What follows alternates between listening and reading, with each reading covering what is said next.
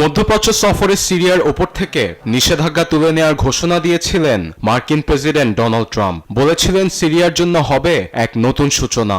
অবশেষে সেই কথা রাখলেন ট্রাম্প। সোমবার নির্বাহী আদেশে দেশটির ওপর থেকে নিষেধাজ্ঞা তুলে নেন তিনি।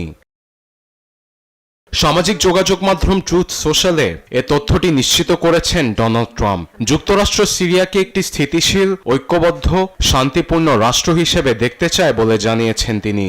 নিষেধাজ্ঞা প্রত্যাহারে জাতি ধর্ম নির্বিশেষে সবাই নিরাপত্তা ও শান্তির সঙ্গে বসবাস করবে। একই সঙ্গে দেশটিতে সন্ত্রাসীদের আর আশ্রয় দেওয়া হবে না বলে আশাবাদী ট্রাম্প। এই জন্য সিরিয়াকে সহযোগিতা ও সমর্থন দিতে যুক্তরাষ্ট্র প্রতিশ্রুতিবদ্ধ বলে জানিয়েছেন রিপাবলিকান নেতা।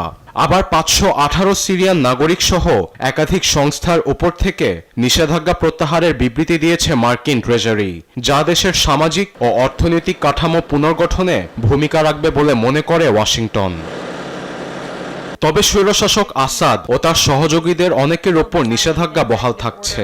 এদিকে সোমবার এক সংবাদ সম্মেলনে পুরনো প্রতিপক্ষ লেবানন ও সিরিয়ার সঙ্গে কূটনৈতিক সম্পর্ক স্থাপনে আগ্রহী বলে জানান ইসরায়েলের পররাষ্ট্রমন্ত্রী গিডিয়ন সার।